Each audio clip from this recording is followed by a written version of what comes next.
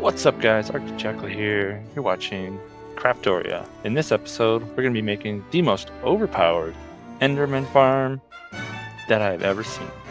Let's get to it.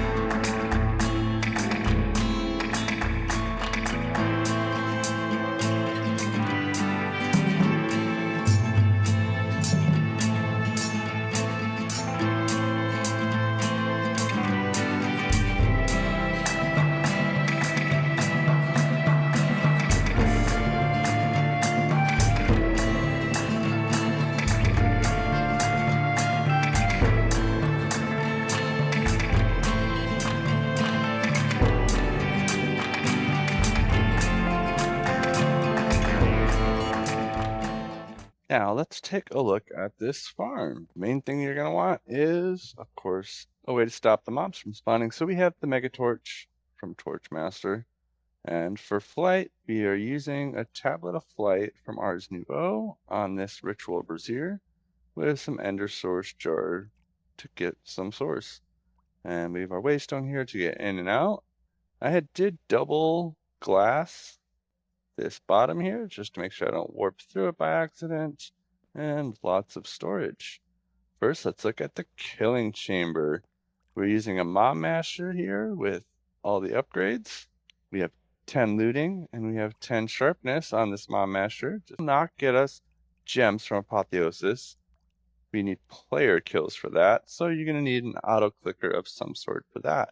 And to move the mobs, we have the mob bands from mob grinding utilities. We could have also used conveyors to get them to move. And there are a few other ways we could kill the mobs, such as an advanced clicker from Just Dire Things, which can use a sword, if I remember correctly, and a mob crusher from Industrial Foregoing, which is what I'll probably upgrade my farm with later to make it more lag friendly. This farm right here is not exactly server friendly, but it is quite amazing. You're going to need a way to collect some of the experience. There are a few other ways, such as absorption hoppers and a few other mobs, but my favorite is the experience holder from Just Dire Things. It can hold a lot of levels. I haven't found the max yet, but I'm sure it will.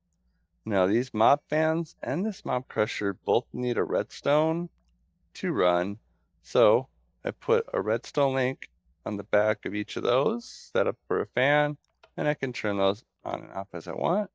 And I can turn this mob masher off with another redstone link for when I want to get gems from apotheosis. Now we have our collection system here. We just have one pipe going out into our main system back home, and we have this pipe pulls out all of the tools, armors, and gems, and this will pull out any gem that is not a flawless or a perfect. And anything else will go straight into here. It'll auto salvage right in the salvager, put it right back into this system, and this is where a lot of the magic also happens. I have this void anything that overflows, anything that we don't want to send back home, we can just destroy those. I'm using the pipes from the pipes mod because I just really like the NBT filters on them, they aren't the best or the best server friendly ones. There's lots of other options. This is just my preference for this farm. This is what I got done after an hour of testing, at least for these two. I was getting about 7.5k on the godforged pearls, and I was getting 2.1k on the netherite scrap. And I didn't really test the ender pearls or the diamonds, but I was also getting a little bit. The real magic happens here is when you can get all of the gear enchanted and reforged. When you have knowledge of the ages on there, it'll turn any items into experience. And since this is a special sword, you can craft this sword actually with nothing but nebulous hearts from endermans, gold, and an iron. Increases strength with each enchantment and has a higher chance of getting reliquary drops. More drops, more experience. And when you put other things on here, such as Ancient Knowledge 3, which stacks, that'll give you more experience.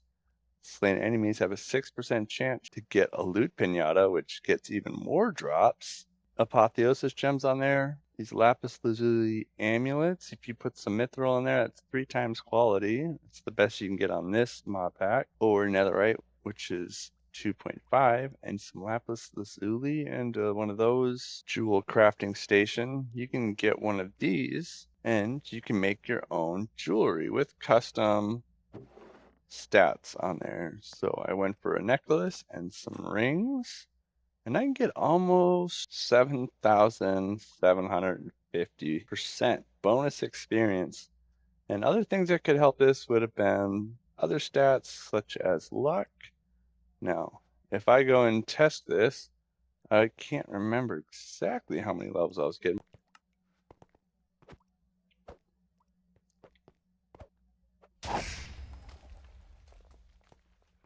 250 experience off of one swing. Oh, that's pretty nice. While you're doing this, you're also going to want to come over here and get some of these augmenting tables and reforging tables to upgrade your gear. You can use the gear from the farm if you want, or you can make your own and upgrade it. You're going to need lots of sigils of rebirth, a lot of guard pearls, a lot of sigils of enhancement, and thousands of levels. I mean, thousands. It can cost 300, maybe 200 to 300 levels per upgrade sometimes. Oh, right. I forgot to say how we're collecting all these items. I'm using entangled blocks from the entangled mod. I can just use an entangled binder, shift right click on a block such as this, and then I can put it right here. And to collect the items, I'm actually using these collector from Sidecraft Machines. It's supposed to collect stuff before it turns into item entities to help with leg. This crystallix glass is probably the most useful block in the whole game. You can make it any color, shadeless, invisible, reinforced. You can have it light. You can make a ghost block. So right now it's set to allow monsters. So monsters can walk through this, but I cannot. But this one is deny monsters, but I can go through it. Don't forget to like and subscribe for more content. Thank you so much. Well, that was the Enderman farm. It's probably one of the most OP farms. Definitely got to have it on one of your servers or your single player world. Thank you all for watching. This has been Arctic Jackal playing Craftoria.